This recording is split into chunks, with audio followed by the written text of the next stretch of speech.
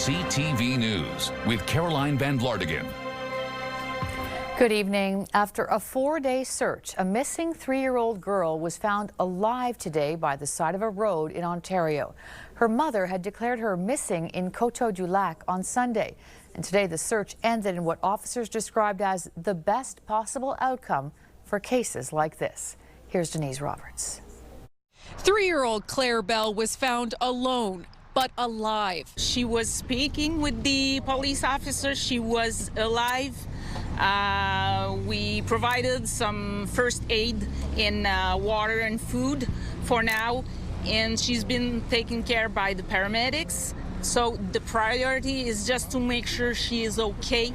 On the 4th day of a massive search combining several police forces, investigators received a big lead that led them to a farm in St. Albert, Ontario, more than an hour from where Claire was reported missing. A woman told them she had seen the toddler on the afternoon she went missing. Ontario Provincial Police drones then combed the area along the 417, where they found the girl. As you can imagine, this search has weighed heavily on everyone, including members of the public who became deeply invested in the fate of this young child. This was a search where we knew, especially given her age, that every hour mattered. Now there are questions about what happened to her, including how a 3-year-old girl could survive 4 days in this rough terrain. Claire's discovery came just minutes after her mother, Rachel Ella Todd, appeared in court facing a charge of child abandonment. Her bail hearing has been delayed and she could face additional charges. You try that again? A TikTok video recorded the day the toddler went missing shows an agitated Todd who had quit her job with a hospitality group on June 6th. Her father sent out a message tonight on Instagram, thanking those who helped in the search. News that Claire was found spread fast, and there's a palpable sense of joy and relief across the province tonight that the search has been called off, an outcome few could have seen coming. Denise Roberts, CTV News, in Coteau-du-Lac. And police thanked the public and media for their help in finding her. The SQ said they had over 200 people help in the ground search and 7 million visits to their website. So the news of her discovery came as a huge relief to millions of people, including neighbors in the area where the child lived.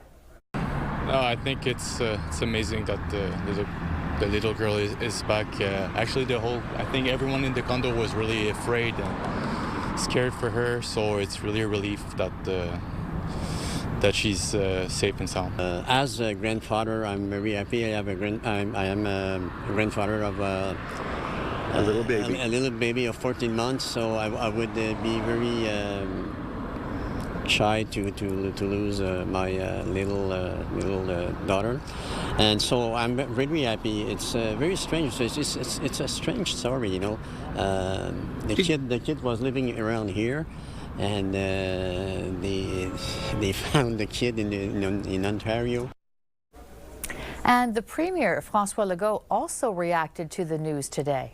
I want to thank the SQ and the Ontario Police for the work they've done, and we're very happy, and we were sad since it happened, and we worried about the results, but It's a miracle. It's almost a miracle. Meantime, the little girl's mother was back in court today for a bail hearing. She's facing a charge of abandoning a child. Here's Matt Grillo. 34-year-old Rachel Ella Todd appeared before a judge at the Valleyfield courthouse. She was wearing a red shirt and looked around the courtroom several times. Her bail hearing was set for Wednesday, but it's been postponed. Another hearing will be held Friday. The prosecution says at that point the defense can present its intentions. It's not clear when the next bail hearing will be held. The prosecution objects to Todd's release. The investigation is still ongoing, and for the safety of the public, for the administration of the justice, we object for now. Todd nodded several times while the judge spoke to her. The Crown says a request has not been made to determine if Todd is apt to stand trial. not the Crown, not the defense, not the judge ask for decide if she's fit to trial. It's for now she is. She is facing one charge of abandoning a child. Lawyer Eric Sutton, who has no connection to the case, says depending on how the case develops, more charges could follow. I'd be surprised if it finishes with a simple charge of child abandonment. I think it's really a starting point. I'd be very surprised if there aren't further charges. Rachel Ella Todd will remain detained. She is expected back in court for her next hearing on Friday. Matt Grillo, CTV News, Valleyfield. In other news, tonight was the last night of public consultations on a plan to revitalize St. Catherine Street in Westmount, a plan that could possibly include changing zoning there to allow for high-rises and more dense housing. It's important to note that what we will present this evening is not a construction project, it is not building applications, it's a roadmap. It's a planning tool that will help guide the future development of this area. Mayor Christina Smith and her council presented a plan by a consulting firm for the southeast area of Westmount to a packed room at Victoria Hall tonight, one that could offer more housing to more residents as well as revitalize the area near the Atwater Library while maintaining heritage aspects. But the plan has caused dissension in the community. The former mayor of Westmount believes the best option now is for the city to wait until after municipal elections this fall to move forward on any plan.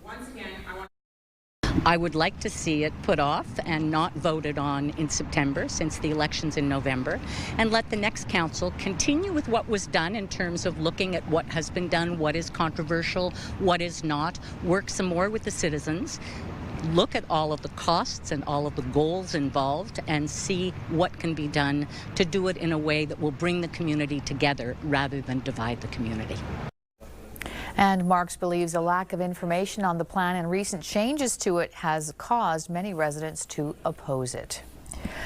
Quebec's anti-corruption squad carried out raids at the SAAQ headquarters in Quebec City today.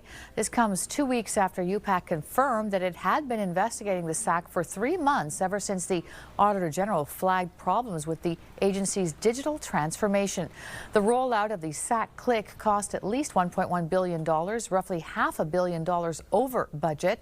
And at the public inquiry currently underway, auditors have testified that several outside contractors and consultants had ties to the man overseeing the SAC Click rollout. Quebec's education minister says school boards and service centers will have to make difficult decisions to deal with their budgets next year. That's because the ministry is limiting spending increases and their budgets may not cover salary increases in teachers' contracts. It will be difficult choices to the extent that they're used to a 7% increase on a yearly basis, and this year they're going to get 5%. They're used to the number of people working within the school system to increase by 5%. This year it's going to be 2%, but it is still an increase. So yes, there is adjustments to be made. Yes, we will have to be more efficient with the money that's being spent, but at some point, school boards and centres de services scolaires need to respect the budget that they're given. A group representing people living in Chinatown and Milton Park say they're going ahead with a class action lawsuit against the city and at least one homeless shelter. They say they've basically run out of options. Stéphane Giroux explains. It was barely a year ago that merchants in Chinatown sounded the alarm about the mass influx of unhoused people, including many who suffered from mental illness. Today, the situation remains the same, with drug dealers instilling fear among locals who aren't used to seeking attention. That's why I'm here today. I'm speaking from my heart. I'm like a young woman, and I feel like not enough old people or not enough like younger people like me would like to speak about the situation. The impact on seniors is devastating, says social activist Fo Niemi. So now they stay indoors, they lock themselves up, they just go out for basic necessities. And part of the reason why they stay indoors, they don't go out as often because of the growing problem of crime. In response, several residents of other neighborhoods, including those living in the Milton Park sector, are filing a class action suit against the city and the Open Door shelter, claiming authorities never took precautions to protect people living around the shelter. On a tendance à dire dans ce cas-là, pas dans ma cour. People will say it's the not in my backyard syndrome, says lawyer Gérard Samet. But it's more than that. These vulnerable people are abandoned and nothing is being done about it. Samet originally announced a class action suit last year, and he's now going ahead with it because he claims it's the only way to get the authorities' attention on the growing problem. He's seeking $25,000 in damages for every tenant, homeowner, or business affected. Drug dealers and you know, there's prostitution in Milton Park, there's drugs, there is, it's like terrible because the neighborhood is so filthy. Citing the pending litigation, the shelter and the city declined our request for an interview. The residents say they have a court date this fall to get the class action authorized. Stéphane Giroux, CTV News. Meantime, the STM is bringing back a rule banning loitering in metro stations. The transit agency says it's working, but others warn it puts vulnerable people at risk. Laurence Brisson-Dubreuil explains. If you're in a metro station in Montreal, you've got to keep moving. The STM is reinstating what it calls its obligation to circulate policy until at least April 2026. But Andrew Morocco with St. Michael's Mission says the policy could hurt people who have nowhere to go. If there's no space for someone to access shelter, then they're going to be exposed to dangerous conditions. The policy was first tested last spring. It was introduced after a surge in violence and drug use in the metro. And according to the STM, the policy led to a 2% drop in crime, a 20% drop in assaults on employees, and a 30% reduction in service interruptions. The STM also points to a jump in passengers' sense of safety from 39 to 47% just 1 month after the policy took effect. STM's president, Eric Caldwell, says the policy is helping restore order in the network. The impact of the measure is that we're more able to offer a secure, safe environment for our client and our customers. But Morocco says the network still lacks basic resources. He says security can't come at the cost of human needs, like safe access to a public washroom. Having access to basic facilities like washrooms, like a place to rest, it's essential for any member of our society. The STM shut down a test washroom at Snowdon Station after reports of unsanitary conditions and safety concerns. Constable Justin Latulippe says adding washrooms would mean big expenses and new risks. We're talking about narrow spaces that can be used for using drugs, aggression, and different type of behavior that are prohibited within our station. Still, the STM says it's not turning its back on vulnerable people. We are in support of public service that are offering shelter, offering health, a resource, and we want to be partnered with them. We're partnered with them. The STM is calling on government to provide more support to organizations that help those in need. Real change, which it says must come from beyond the transit network. Laurence Brisson-Dubreuil, CTV News. Well, food insecurity is a growing issue across the country, and here in Montreal, the first ever Food Insecurity Summit focused on delivering real solutions. Sweeta Rassi reports. At the On Rock Community Services on the West Island, the stocks of food are low and barely keeping up with demand. We've never run out, but we have been in a place where we walk around with a bit of a worried face, wondering if we're going to make it this week. The organization's president, Kim Reed, says his food bank helps around 300 families in and around Pierrefonds. But every week he sees new faces. 1 week we had 17 registrations. Limited supply means more of these signs go up. Food insecurity is a national crisis. Data from Food Banks Canada shows more than 2 million people visit a food bank each month, numbers that have never been seen before. So the stat that really keeps me up at night is that 30% of food banks ran out of food last year before they could meet their community's needs. In Montreal, the first ever Food Insecurity Summit took place. Stakeholders from across Canada gathered to find solutions as food banks are reaching their limits and facing a perfect storm, a rise in the cost of living, a lack of supplies, along with increased hunger. But the rate that we're seeing the increase right now is going to be unsustainable in the long term. The goal, to cut food insecurity by half in the next 5 years. But we also need to look long term at reducing the number of people who need food banks in the first place, and that's going to take government policy and government actions. There's no band-aid solution, she says, but a collective effort will be needed from governments, corporations, nonprofits, and individuals. Back at On Rock Community Services, they take it day by day. It's another one of those up and down things where sometimes we're doing great and other times we're riding the ragged edge of disaster. A disaster he hopes never comes. Sweeta Rassi, CTV News. Transgender inmates will now be detained in prisons according to their anatomical sex, not their gender identity. That's the new policy that Public Safety Minister François Bonnardel announced in a statement today. It comes after Mohamed Al-Balouz, who now identifies as a woman, requested a transfer to a woman's prison. Al-Balouz killed her spouse and their 2 children, and the case sparked controversy. Bonnardel says the move is to ensure inmates' safety. He also says transgender inmates will be able to continue to identify with the gender of their choice. According to the ministry, transgender inmates represent only 0.1% of the prison population in Quebec.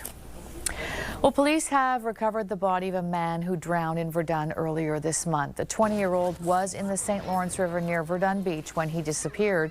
Well, several days of searching at the time of the disappearance turned up nothing, but the man's body was discovered yesterday. The case is being transferred to the coroner's office to determine the exact cause of death. It will be several months before a judge will hear the Bloc Québécois case to overturn the results of one riding in the federal election.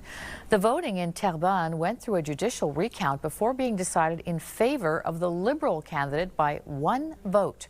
Well, since then, Elections Canada has acknowledged that half a dozen mail-in ballots were sent to the wrong address and never counted due to its mistake. The court will now hold 3 days of hearings in October. And Santé Quebec is warning Quebecers that there will be reduced staffing at many hospitals and clinics throughout the province, but it says there will be far fewer disruptions than in previous years, in part because it's created a mobile team that will move between remote regions. Santé Quebec is also trying to work without hiring private nurses and doctors. Last year, 1,500 hospital beds were closed over the summer due to a lack of staff. Well, some Quebecers were honored with the Order of Quebec tonight. Étoile. Bravo, madame. Among them, NASA aerospace engineer Farah Alibay, Jimmy Pelletier, ambassador for the Paralympic athletes, Louise Riando, head of the Regroupement for Victims of Conjugal Violence, and James Hughes, CEO of the Old Brewery Mission. In all, 21 recipients were honored tonight, including Jeannette Bertrand. Well, after our fair share of sunshine, we are expecting showers on the way. Let's take a look at where we're starting off tomorrow morning. So we're expecting a temperature of 22 degrees to start the day. We're also looking at a 90% chance of scattered thunder showers. So reason to have your rain gear on standby. As for a high, we've got 27 degrees as our expected temperature, and then possibly more showers to come on Friday, a little 1 millimeter. And then on Saturday, we're looking at a high of 27 with the 60% chance of 12 millimeters, coming our way, along with sunshine working its way back in. Still to come, why at least one Quebecer is happy about the Panthers winning the Stanley Cup.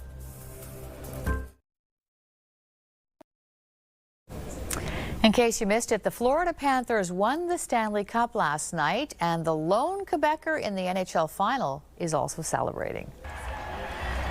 Forward A.J. Greer was born in Notre-Dame-des-Prairies and was signed by the Panthers last year on a 2-year contract. He missed several games in the playoffs because of injuries, but returned for Game 3 of the finals.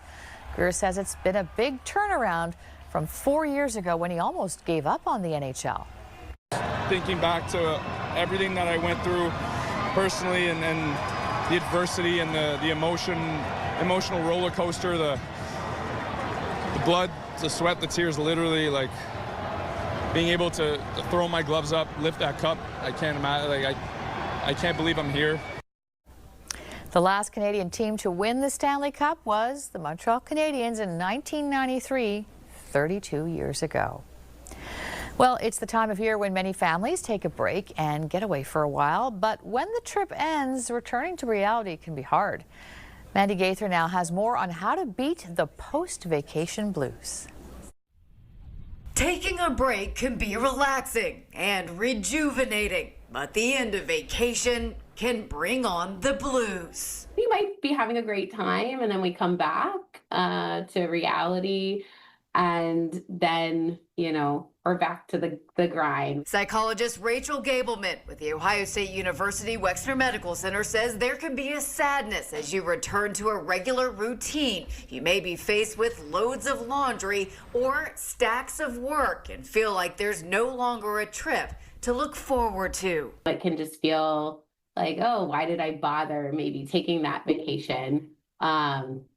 At all. But Gableman says taking time off is good for our well-being, and you can beat the post-vacation blues by setting yourself up for success before you leave. Clean your house, stock your freezer and pantry so you don't have to clean and shop for groceries as soon as you return from vacation. When planning your trip, set aside a day when you get back so that you can reset before returning to work. And while you're on that trip, live in the moment. Let yourself enjoy the time you do have off instead of thinking about having to go back home. Finally, when you do go back home, she says start planning your next vacation, even if it's just a staycation or weekend getaway. We, as humans, really like to look forward to things. It is something that, might reduce our stress and help us to keep going. For Health Minute, I'm Mandy Gaither. And still to come, one last word from the police after today's miraculous find of a missing 3-year-old. Weather brought to you by Gratian Scaff's second pair is a gift event, including designer frames for a limited time. Well, good news if you like the rain. We have got some showers on their way, but let's take a look at where we started off our morning. We had a temperature of 25 degrees for the Montreal area, but we did make it up. So our expected high was sitting at 29. Earlier this afternoon, it was actually feeling as warm as 37 degrees, so a warm day to say the least. So that is also feeling warmer than our record high for this day that was set in 1994 at 33.9 degrees, and we're expecting a warm night coming in as well. So we've got a low of 21 on the board along with partly cloudy skies tonight. Then we're expecting those showers to come in tomorrow morning. We've got a 90% chance of possible thunder as well, continuing into the afternoon as we move up to a high of 27 degrees. So let's take a look at our futurecast showing us that these showers are expected to hit Montreal at around 8 a.m. tomorrow, and then they will clear out in the afternoon before they move over to Quebec City and parts of the province that are further to the north. After that, we're looking at this system moving eastward, and for Montreal, it could mean roughly 16 millimeters of rain. If you find yourselves in areas like Mont-Tremblant, you could see anywhere between 40 to 60 millimeters of rain. So reason to be looking out for that. As far as what's to come afterwards, we're looking at roughly 1 millimeter of rain for Montreal on Friday, and then a 60% chance of 12 on Saturday. But good news after that, we're looking at a return to sun and clouds. And where we began, the discovery of a little girl found safe and sound in Ontario after a 4-day search. So we thought we would leave you with this. It's an officer from the Ontario Provincial Police who summed up the feelings of all police officers on this kind of day. It's one of the reasons we become police, right? Police officers is to have days like this. A lot of the days there aren't great outcomes.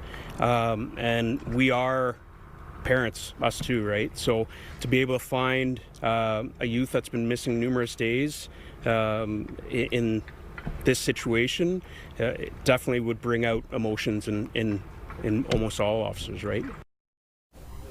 And it was an emotional day indeed for everyone involved in this search, including here in the media.